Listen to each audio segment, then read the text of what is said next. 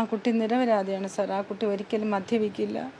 അവളങ്ങനെ ആരെയും വണ്ടിയിൽ കയറൂല. പരിചയമില്ലാത്ത ഒരാണിന്റെ മുഖത്ത് അവള് നോക്കുകയല്ല. വീട്ടിലേക്ക് ആരെങ്കിലും വന്നു കഴിഞ്ഞാണ്ടല്ല അവളുടെ മുഖത്തിന്റെ പകുതിയെ കാണൂ.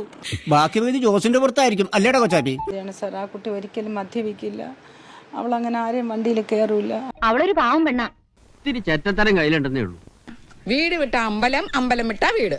അതല്ലാതെ പുറത്തൊരു വഴിക്ക് അവള് പോകുകയല്ല. പക്ഷേ നാട്ടുകാർ പറയുന്നത് അങ്ങനെ അല്ലല്ലോ. വഴിവിട്ട ബന്ധങ്ങളും താളം തെറ്റിയ കുടുംബ പശ്ചാത്തലവുമാണ് MBBS പഠിച്ച ശ്രീകുട്ടിയെ കുറിച്ച് നാട്ടുകാർക്ക് പറയാനുണ്ടായിരുന്നത്. ആ പെണ്ണുമ്പുള്ള വെടിപ്പല്ലാട്ടാ, അവള് ആള് പച്ചപ്പശകാണ്.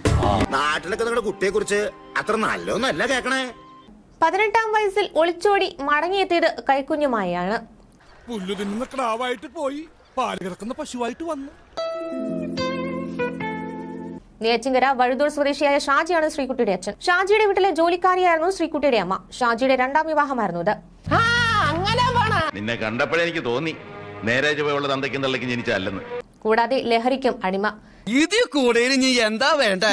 ഷാജിയുടെ ശരവണ മൊബൈൽസ് എന്ന സ്ഥാപനത്തിലെ പണവുമായാണ് വീട്ടിലെ കാർ ഡ്രൈവറും കുതിരയുടെ ട്രെയിനറുമായിരുന്ന യുവാവിനൊപ്പം ശ്രീകുട്ടി ഒളിച്ചോടി ചെന്നൈയിലേക്ക് പോയത്. ആ കുട്ടി നിരപരാധിയാണ് സാർ. അവളങ്ങനെ ആരെയും വണ്ടിയിൽ കയറൂല.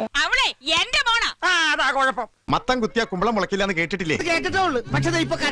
ആ കുട്ടിയുടെ ശരീരത്തിൽ കിടന്ന എല്ലാ ആഭരണവും ഉരിയെടുത്തിരിക്കുന്നു. മയക്കിൽ വെള്ളം കൊടുത്ത് കുട്ടിയെ പാകപ്പെടുത്തിയതാണെന്നാണ് എനിക്ക് തോന്നുന്നത്. പച്ചവെള്ളം ചവച്ചു കുടിക്കണ പഞ്ചപാവം. പോക്കിരിത്തരം കാണിച്ചു പിന്നെ നിന്ന് മറ്റേ വർത്താനം പറയുന്നു. നെയ്യാറ്റിൻകര തൊഴുകലിലെ ശ്രീകുട്ടിയുടെ വീട് ഇപ്പോൾ അമ്മ സുരഭിയുടെ നേതൃത്വത്തിൽ ദുർമന്ത്രവാദവും തുള്ളലും നടക്കുന്ന കേന്ദ്രമാണ്.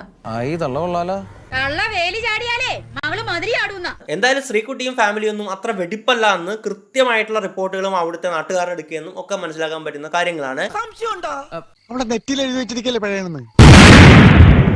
ആ കുട്ടി നിരപരാധിയാണ് സാർ. ആ കുട്ടി ഒരിക്കലും മദ്യപിക്കില്ല. ഇവർ രണ്ടുപേരും നല്ലതുപോലെ മദ്യപിക്കും. റിപ്പോർട്ടുകൾ പറയുന്നത് ഈ വാടക വീട് മദ്യസൽക്കാരത്തിന്റെയും ലഹരി പാർട്ടിയുടെയും ഒക്കെ കേന്ദ്രമായിരുന്നു എന്നാണ്. എന്റെ വീട്ടിൽ ആരും മദ്യപിക്കില്ല. എന്റെ മദ്യപാനം എന്തെന്ന് അറിഞ്ഞൂടെ. എന്റെ വഴിയിലിട്ട് ഡോക്ടർ ശ്രീകുട്ടിക്ക് അജ്മൽ മദ്യം ഒഴിച്ചു കൊടുക്കുന്ന വീഡിയോ അജ്മലിന്റെ ഫോണിൽ തന്നെ പോലീസ് കണ്ടെടുത്തിട്ടുണ്ട്. എനിക്ക് ടെൻഷൻ വരുമ്പോ 2 എണ്ണം അടിക്കാതെ പറ്റത്തില്ല.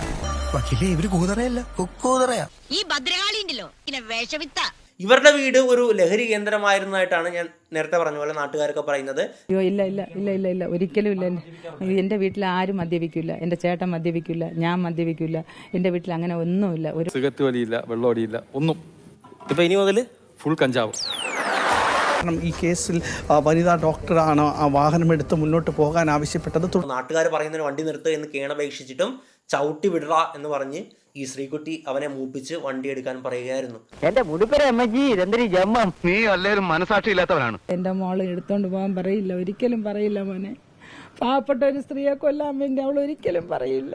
മതിയല്ലോ തന്നെ നാടകം. നീ വലിയ അന്തസ്സുകാരിയാണെന്ന് നാട്ടുകാരെ അറിയിട്ടേ. ഈ കേസിൽ വനിതാ ഡോക്ടറാണ് ആ വാഹനമെടുത്ത് മുന്നോട്ട് പോകാൻ ആവശ്യപ്പെട്ടത്. നിന്റെ വർഗത്തെ കുറിച്ച് ഞാൻ പുരാണത്തിലൊക്കെ വായിച്ചിട്ടുണ്ട്. മണ്ടോദരി, പൂതന, ശൂർപ്പണക,